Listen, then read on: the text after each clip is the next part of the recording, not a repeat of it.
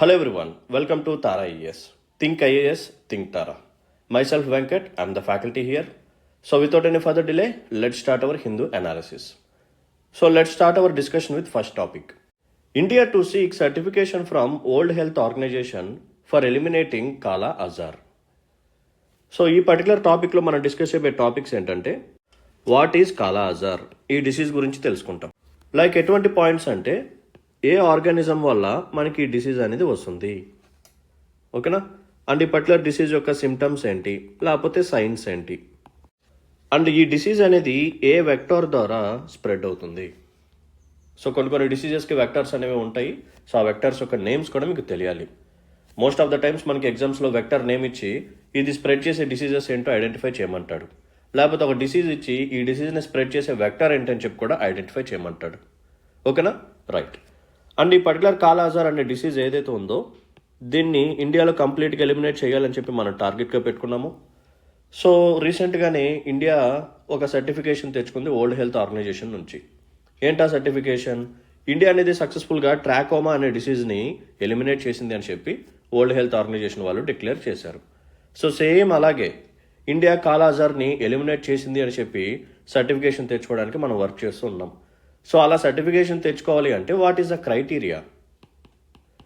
ఎప్పుడు world Health Organization వాళ్ళు declare చేస్తారు ఇండియాలో ఈ కాలా అజార్ అనేది ఎలిమినేట్ అయ్యింది అని చెప్పి. ఈ క్రైటీరియా కూడా తెలియాలి. దీని మీద మీకు ప్రిలిమ్స్లో క్వశ్చన్ వచ్చే ఛాన్స్ ఉంది. సో రీసెంట్గా ఈ కాలా అజార్ని ఏ కంట్రీ వాళ్ళు సక్సెస్ఫుల్గా ఎలిమినేట్ చేశారు, ఓకేనా. సో ఈ పాయింట్స్ అనేవి ఈ పర్టికులర్ ఆర్టికల్లో మనం డిస్కస్ చేయబోతున్నాం. సో రీసెంట్గా ఇండియా సక్సెస్ఫుల్గా ట్రాకోమాని ఎలిమినేట్ చేయడం జరిగింది. సో ప్రెజెంట్ మనకు మెయిన్ టార్గెట్ ఏంటంటే ఈ కాలా అజార్ అనే డిసీజ్ ఏదైతే ఉందో దీన్ని కూడా ఎలిమినేట్ చేయడానికి మనం ట్రై చేస్తున్నాం, రైట్. సో ఈ కాలా అజార్ గురించి కొన్ని ఇంపార్టెంట్ పాయింట్స్ తెలుసుకుందాం. సో ఈ కాలా అజార్కి ఇంకొక నేమ్ కూడా ఉందన్నమాట. So what is that name? It is also called as visceral leishmaniasis. So visceral leishmaniasis అన్నా సరే కాలా అజార్ అన్నా సరే ఒకటే. మరి ఈ పర్టికులర్ కాలా అజార్ అనేది దేని ద్వారా మనకి వస్తుంది? What is a causative organism? So it is caused by protozoa parasite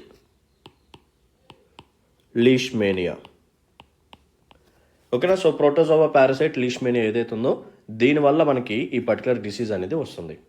so ఇండియాలో ఏ పర్టికులర్ ప్రోటోజోవా ద్వారా మనకి ఈ కాలా అజార్ అనేది వస్తుంది అంటే, సో సేమ్ నేమే బట్ అడిషనల్గా ఒక పాయింట్ని యాడ్ చేయాలి, డోనోవాని, ఓకేనా. So it is caused by protozoa parasite leishmania donovani, ఓకేనా. సో సైంటిఫిక్ నేమ్స్ అనేవి చాలా ఇంపార్టెంట్. మరి దీన్ని స్ప్రెడ్ చేసే వెక్టర్ ఎవరు? Most probable question regarding prelims. దీన్ని స్ప్రెడ్ చేసే వెక్టర్ ఎవరు అంటే శాండ్ ఫ్లై. సో ఇమీడియట్గా ఈ క్లాస్ అయిన తర్వాత మీరు చేయాల్సిన వర్క్ ఏంటంటే, సో శాండ్ ఫ్లై స్ప్రెడ్ చేసే డిసీజెస్ ఏంటి, శాండ్ ఫ్లై వెక్టర్ లాగా యాక్ట్ చేసే డిసీజెస్ ఏంటి, ఒక లిస్ట్ లాగా రాసుకోండి, ఓకేనా.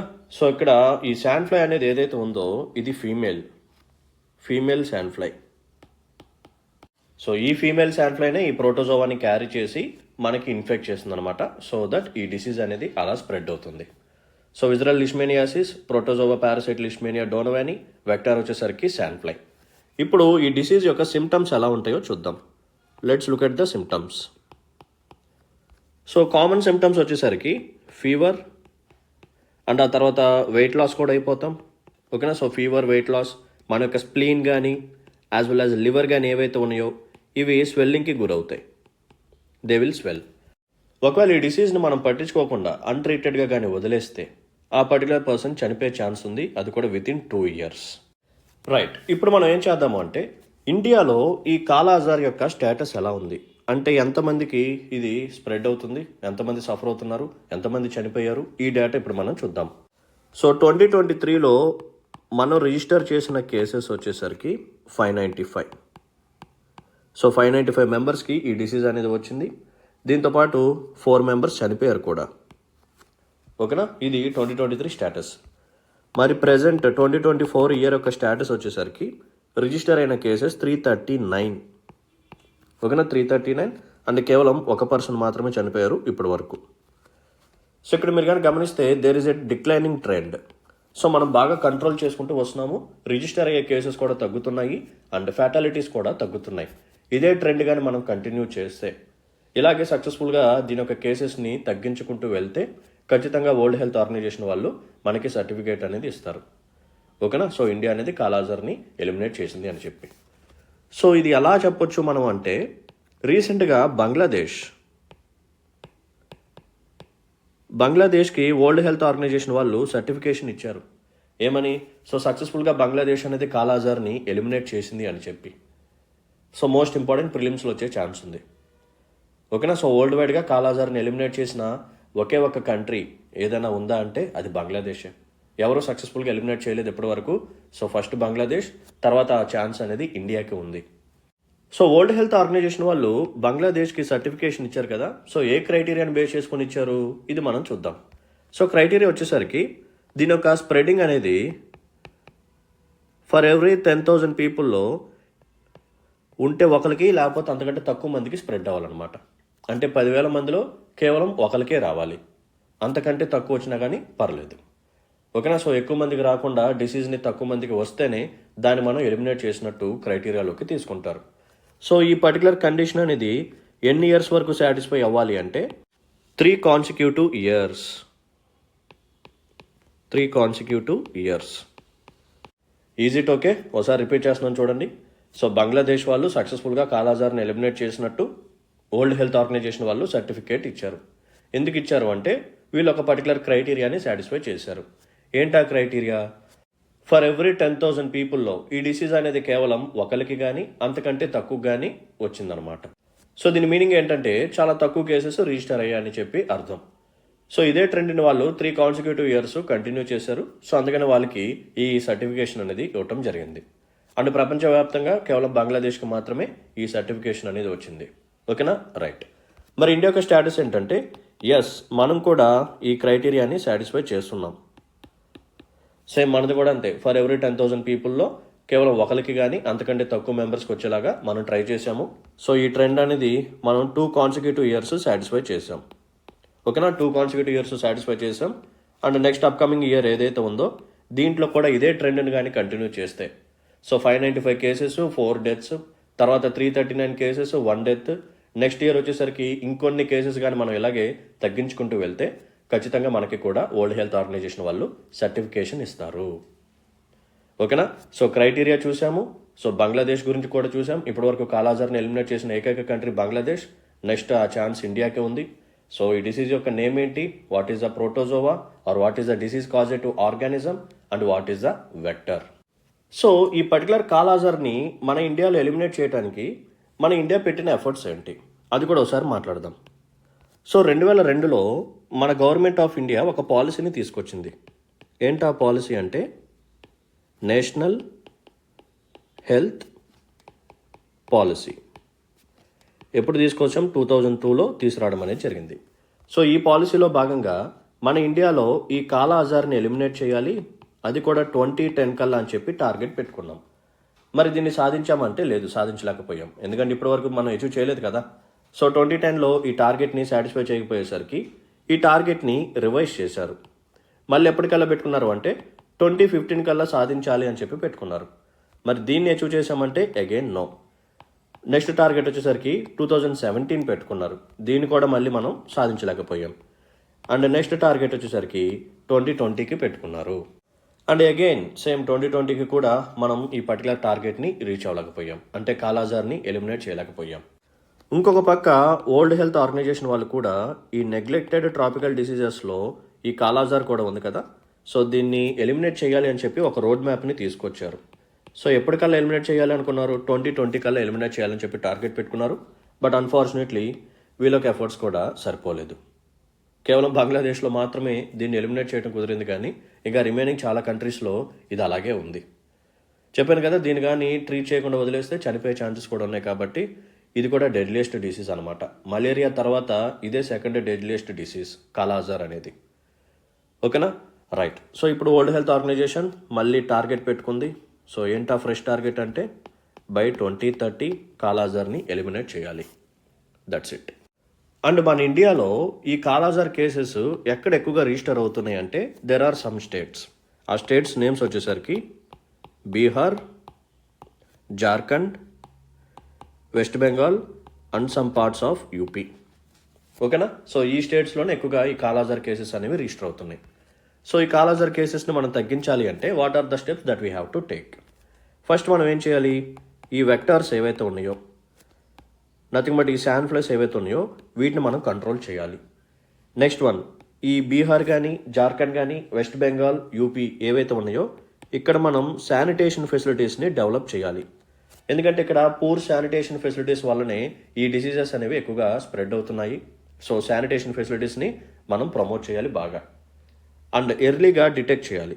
ఎవరికైతే డిసీజ్ వచ్చిందో వాళ్ళకి ఎర్లీగా డిటెక్ట్ చేసి మనం ఏం చేయాలి? వాళ్ళకి ట్రీట్మెంట్ అనేది ఇవ్వాలి. So that we can reduce the fatalities. ఓకేనా? వెక్టర్ కంట్రోల్, శానిటేషన్ అండ్ ఎర్లీగా డిటెక్ట్ చేయడం, డయాగ్నోసిస్ ప్రొవైడ్ చేయడం అండ్ పీపుల్కి కూడా ఈ కాలాజార్ డిసీజ్ మీద అవేర్నెస్ని క్రియేట్ చేయాలి. ముఖ్యంగా ఈ బీహార్, వెస్ట్ బెంగాల్, జార్ఖండ్, యూపీలో ఉన్న పీపుల్కి ఈ డిసీజ్ మీద పూర్తి అవగాహన ఉండేలాగా. సో సిమ్టమ్స్ ఇలా ఉంటాయి. సో ఎప్పుడైనా సరే ఈ సిమ్టమ్స్ వచ్చినప్పుడు మీరు వెళ్ళి ట్రీట్మెంట్ తీసుకోవాల్సిందే. సో నెగ్లెక్ట్ చేయమాకండి, నార్మల్ ఫీవర్ అని చెప్పి వదిలేమాకండి. ఓకేనా? సో ట్రీట్మెంట్ తీసుకోండి. సో ఎర్లీగా డిటెక్ట్ అయితేనే మనం మంచి ట్రీట్మెంట్ అనేది ప్రొవైడ్ చేయొచ్చు. That's it. సో దీంతో సక్సెస్ఫుల్గా ఈ ఆర్టికల్ని మనం ఫినిష్ చేసుకున్నాము. Now move on to next article. So second article వచ్చేసరికి how will a classical status help languages. So రీసెంట్గా ఒక 5 లాంగ్వేజెస్ని క్లాసికల్ లాంగ్వేజెస్ లాగా డిక్లేర్ చేశారు కదా. సో ఆ నేపథ్యంలో ఈ ఆర్టికల్ అనేది వచ్చింది. సో మన ఇండియాలో ఇలా కొన్ని లాంగ్వేజెస్ని క్లాసికల్ లాంగ్వేజెస్ లాగా డిక్లేర్ చేయడం ద్వారా ఆ లాంగ్వేజెస్కి వచ్చే బెనిఫిట్స్ ఏంటి? ఓకేనా? So what are those benefits అవి మనం చూద్దాం. So let's look at it. ఇంతకుముందు మనకి ఎన్ని లాంగ్వేజెస్ ఉన్నాయమ్మా? క్లాసికల్ లాంగ్వేజెస్ 6 క్లాసికల్ లాంగ్వేజెస్ ఉన్నాయి. సో రీసెంట్గా ఎన్ని యాడ్ చేశారు? 5 యాడ్ చేశారు. మరి ఇప్పుడు టోటల్గా ఎన్ని ఉన్నాయి? We have 11 classical languages. Okay. So ఆ 6 క్లాసికల్ లాంగ్వేజెస్ ఏంటి? ఫస్ట్ వన్ వచ్చేసరికి తమిళ్. సో తమిళ్కి ఫస్ట్ స్టేటస్ అనేది ఇవ్వడం జరిగింది. సో అక్టోబర్ 2004లో ఇచ్చారు. సో తమిళ్కి ఇచ్చిన తర్వాత they given it for Sanskrit also same year November 2004. తర్వాత కన్నడకి వచ్చింది. ఇదే ఇయర్లో తెలుగుకు కూడా వచ్చింది. So for both Kannada and Telugu in the year 2008. Next Malayalam. So మలయాళంకి 2013. ఆ తర్వాత ఒడియా. సో ఒడియాకి 2014. సో ఇక్కడితో ఆగిపోయింది లిస్ట్ అనేది. ఓకేనా? రైట్. సో రీసెంట్గా 2024లో ఇంకొక 5 లాంగ్వేజెస్ని యాడ్ చేశారు. So what are they? Assamese, Pali, Prakrit, Marathi and Bengali. ఓకేనా? ఇవన్నీ 2024లో యాడ్ చేసిన లాంగ్వేజెస్ అనమాట. సో ప్రజెంట్ మనకి 11 క్లాసికల్ లాంగ్వేజెస్ అనేవి ఉన్నాయి. సో ఈ పర్టికులర్ క్లాసికల్ లాంగ్వేజెస్ అనే టాపిక్ ఏ మినిస్ట్రీ కిందకి వస్తుంది? సో ఏ మినిస్ట్రీ ఈ పర్టికులర్ క్లాసికల్ లాంగ్వేజెస్ని అసైన్ చేస్తారు, ఆ స్టేటస్ని ఇస్తారు అంటే ఇనీషియల్గా ఈ ప్రాసెస్ని మినిస్ట్రీ ఆఫ్ హోమ్ అఫైర్స్ వాళ్ళు కండక్ట్ చేసేవాళ్ళు. మినిస్ట్రీ ఆఫ్ హోమ్ అఫైర్స్ వీళ్ళు ఈ లాంగ్వేజెస్ని క్లాసికల్ లాంగ్వేజెస్ లాగా డిక్లేర్ చేసేవాళ్ళు అనమాట. సో ఇనీషియల్గా ఈ మినిస్ట్రీ ఆఫ్ హోమ్ అఫైర్స్ వాళ్ళే తమిళ్కి యాజ్ వెల్ యాజ్ సాంస్క్రిట్కి ఈ స్టేటస్ అనేది ఇచ్చారు. ఓకేనా? సో ఫస్ట్ ఆర్ఎండిటీగా వచ్చింది కాబట్టి సో బిగినింగ్ డేస్లో ఈ మినిస్ట్రీ వాళ్ళే కండక్ట్ చేసేవాళ్ళు అనమాట. తర్వాత ఈ రెస్పాన్సిబిలిటీని వేరే మినిస్ట్రీ వాళ్ళకి హ్యాండ్ ఓవర్ చేశారు. సో ఏంటా మినిస్ట్రీ అంటే ministry of culture. So present ఈ మినిస్ట్రీ అనమాట ఒక పర్టికులర్ లాంగ్వేజ్కి క్లాసికల్ లాంగ్వేజెస్ అనే స్టేటస్ని అసైన్ చేస్తుంది. సో ఏదైనా ఒక పర్టికులర్ లాంగ్వేజ్ని క్లాసికల్ లాంగ్వేజ్ లాగా డిక్లేర్ చేయాలి అంటే అది ఒక పర్టికులర్ క్రైటీరియాని సాటిస్ఫై చేయాలి, కొన్ని రిక్వైర్మెంట్స్ని సాటిస్ఫై చేయాలి. మరి అసలు ఈ క్రైటీరియాని ఎవరు డిసైడ్ చేస్తారు? మన ఇండియాలో ఎవరు డిసైడ్ చేశారు అంటే there is a committee. So government of India ఒక కమిటీని ఎస్టాబ్లిష్ చేసింది. సో ఆ కమిటీ పేరు ఏంటంటే లాంగ్వేజ్ ఎక్స్పర్ట్స్ కమిటీ. సో ఈ లాంగ్వేజ్ ఎక్స్పర్ట్స్ కమిటీ ఏం చేసింది? 2004లోనే ఒక పర్టికులర్ క్రైటీరియాని ఇచ్చింది. సో 2004లోనే క్రైటీరియాని ఇచ్చిందనమాట. సో ఎప్పుడైతే తమిళ్కి క్లాసికల్ లాంగ్వేజ్ స్టేటస్ని ఇచ్చారో అప్పుడే ఇమీడియట్గా చాలామంది డిమాండ్ చేయడం స్టార్ట్ చేశారు. మా లాంగ్వేజ్కి కూడా క్లాసికల్ లాంగ్వేజ్ స్టేటస్ ఇవ్వండి, ఓకేనా. సో మా లాంగ్వేజ్ కూడా ఓల్డ్ లాంగ్వేజే, సో క్లాసికల్ లాంగ్వేజ్ స్టేటస్ ఇస్తే మాకు కూడా బెనిఫిట్స్ ఉంటాయి. ఆ బెనిఫిట్స్ ఏంటో నెక్స్ట్ చూద్దాం, వెయిట్ చేయండి. సో అలా అడిగినప్పుడు గవర్నమెంట్ ఆఫ్ ఇండియా ఏం చేసిందంటే ఇలా కాదు, సో ఒక కమిటీని వేద్దాం, ఆ కమిటీకి ఒక ఫంక్షన్ అనేది ఇద్దాం, ఒక వర్క్ అనేది ఇద్దాం. ఆ వర్క్ ఏంటంటే ఏదైనా ఒక లాంగ్వేజ్ని మన ఇండియాలో క్లాసికల్ లాంగ్వేజ్ లాగా డిక్లేర్ చేయాలి అంటే ఆ లాంగ్వేజ్ ఎటువంటి క్రైటీరియాని సాటిస్ఫై అవ్వాలి అని చెప్పి. సో వీళ్ళు కూడా వర్క్ చేశారు. 2004 నవంబర్లోనే ఆ క్రైటీరియాని ఇచ్చారు. సో ఆ క్రైటీరియాని బేస్ చేసుకుని నెక్స్ట్ సాంస్క్రిట్, కన్నడ, తెలుగు, మలయాళం వీటన్నిటిని క్లాసికల్ లాంగ్వేజెస్ లాగా డిక్లేర్ చేసుకుంటూ వచ్చారు. అండ్ ఇప్పుడు ఏం జరిగింది అంటే ఈ లాంగ్వేజ్ ఎక్స్పర్ట్ కమిటీ ఏదైతే ఉందో వీళ్ళు ఈ క్రైటీరియాని రివైజ్ చేశారనమాట. సో 2024 జూలైలో వీళ్ళు ప్రీవియస్కి ఇచ్చిన క్రైటీరియా ఏదైతే ఉందో దీన్ని వాళ్ళు రివైజ్ చేశారు. సో ఓల్డ్ క్రైటీరియా ఏంటో ఓసారి చెప్తాను. 2004లో వీళ్ళు ఇచ్చిన క్రైటీరియా ఏంటంటే ఏదైనా ఒక పర్టికులర్ లాంగ్వేజ్ని క్లాసికల్ లాంగ్వేజ్ లాగా డిక్లేర్ చేయాలి అంటే దానికి ఎర్లీ టెక్స్ట్లు అనేవి ఉండాలి, ఓల్డ్ టెక్స్ట్స్. సో ఎంతకాలం బ్యాక్ అంటే ఓవర్ 1000 years, ఓకేనా. సో ఆ లాంగ్వేజ్కి సంబంధించిన ఎర్లీ టెక్స్ట్లు ఏవైతే ఉన్నాయో అవి 1000 years బ్యాక్ అయ్యి ఉండాలి, పాయింట్ నెంబర్ 1. అండ్ ఆ పర్టికులర్ లాంగ్వేజ్కి ఏన్షియంట్ లిటరేచర్ అనేది కూడా ఉండాలి. ఏముండాలమ్మా? ఏన్షియంట్ లిటరేచర్ కూడా ఉండాలి. అండ్ ఆ పర్టికులర్ లాంగ్వేజ్ స్పీకర్స్ ఎవరైతే ఉన్నారో వాళ్ళు దాన్ని వాల్యుబుల్ హెరిటేజ్ లాగా కాపాడుకుంటూ ఉండాలి, దాన్ని కన్సిడర్ చేస్తూ ఉండాలి. Early text 1000 years back, ancient literature కూడా ఉండాలి. ఆ లాంగ్వేజ్ స్పీకర్స్ ఎవరైతే ఉన్నారో దాన్ని వాళ్ళు వాల్యుబుల్ హెరిటేజ్ లాగా కన్సిడర్ చేయాలి.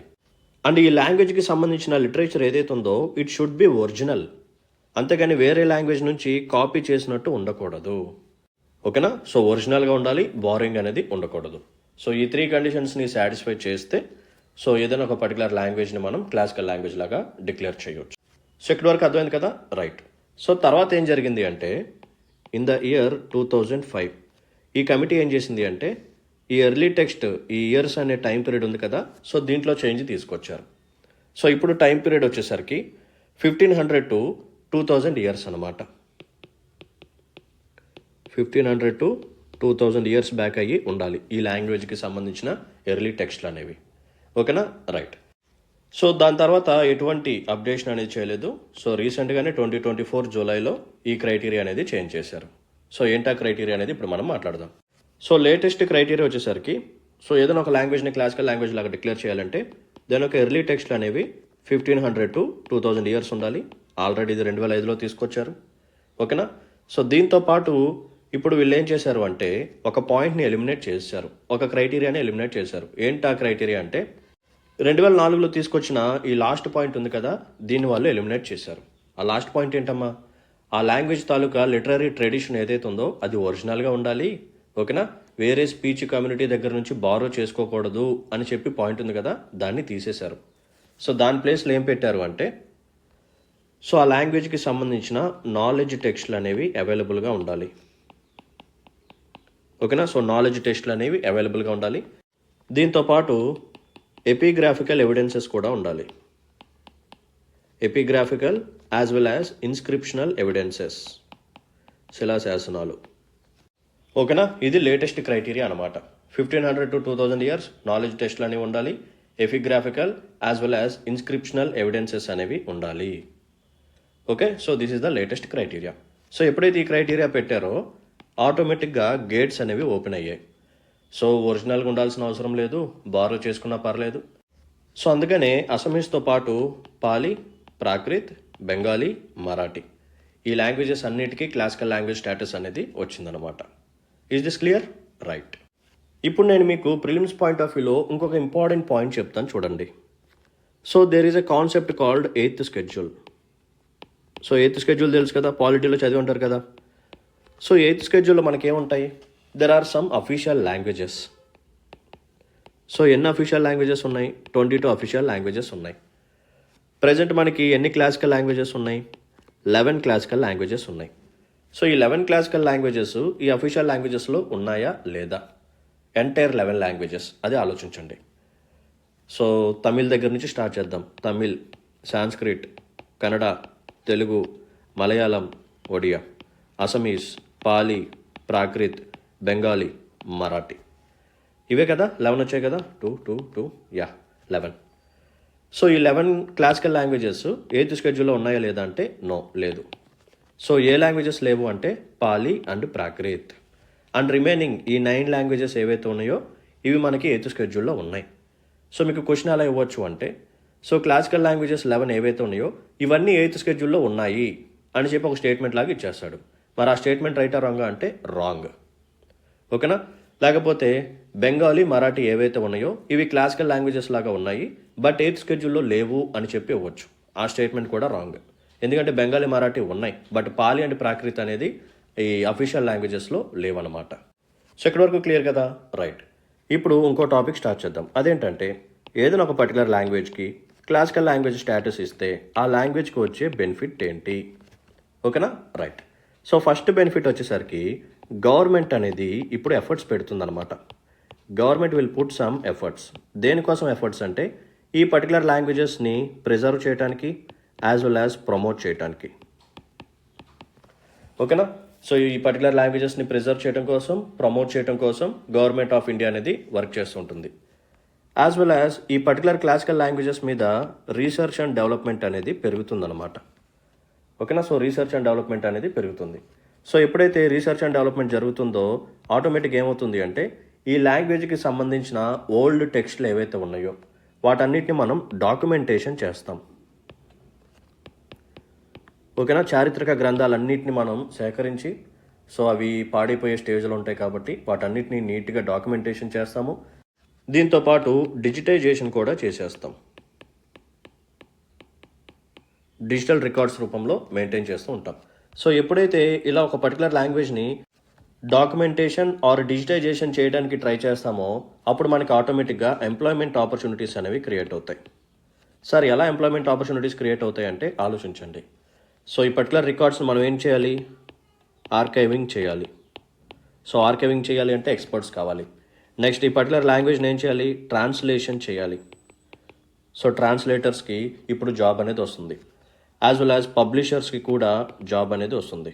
So publishers as well as digital media, ఎందుకంటే డిజిటల్ ఫామ్లోకి కన్వర్ట్ చేస్తాం కాబట్టి. ఓకేనా?